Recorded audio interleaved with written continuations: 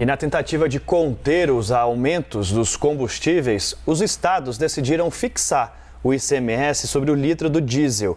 A medida começa a valer no dia 1º de julho. E para entender quais devem ser os efeitos práticos dessa medida, a gente vai conversar agora com a Virgínia Parente, que é economista, professora do Instituto de Energia e Ambiente da Universidade de São Paulo. Professora, bem-vinda ao Live CNN, boa tarde. Boa tarde, Daniel, boa tarde, Marcela, e a todos os telespectadores. Professor, o valor estabelecido foi de R$1 por litro de óleo diesel. É um valor alto. Na prática, isso vai afetar os consumidores na hora de abastecer? Olha, foi uma boa solução, né? Porque do jeito que estava, a alíquota de tributo estava variando com a base. Se o preço do petróleo subia no mercado internacional, se a gente tinha uma desvalorização cambial, o que é que ocorria? A tributação estava acompanhando, exponenciando esse aumento, piorando o aumento, deixando mais alto ainda. Fixando um valor, e esse valor foi fixado numa média relativamente até um pouco mais baixa, porque o valor da gasolina e do diesel já estão muito altos, não é?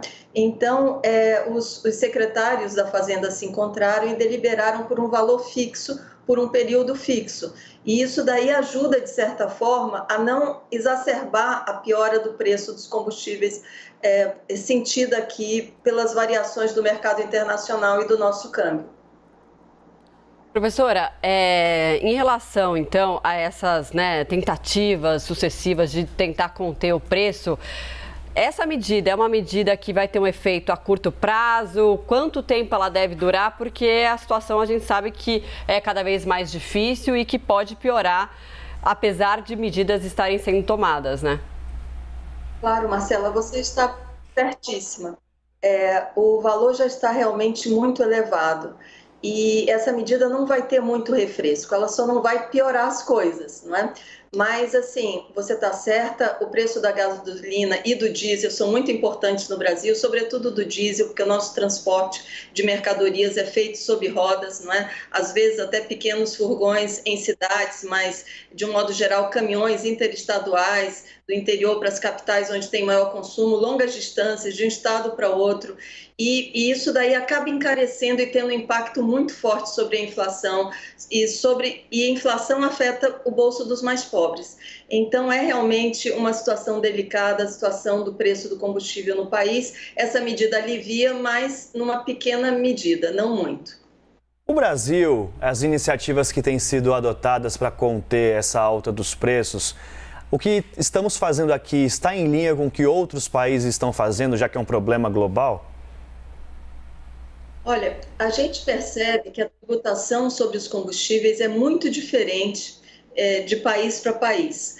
Os carros nos Estados Unidos são muito maiores do que os carros na Europa, embora o nível salarial médio dos dois países, a renda per capita média, seja bastante próxima. Isso acontece porque a tributação sobre os combustíveis nos Estados Unidos é muito mais baixa.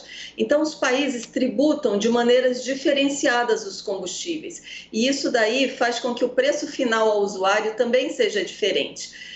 O que a gente poderia fazer a mais, e já deveríamos ter feito, era justamente criar um colchão que amortece essa volatilidade, essa variação muito constante, porque variação muito constante prejudica o planejamento de quem sai de caminhão e vai levar 4 dias, 2 de viagem, prejudica o planejamento do preço do frete, prejudica a logística das pessoas nas cidades. Então, assim, você ter menos variação seria muito útil, mas para isso é preciso formar esse colchão, e é um colchão que quando o preço do petróleo cai, é a hora de devolver para formar o colchão. Quando ele sobe, você retira dinheiro para não permitir que a subida seja muito elevada.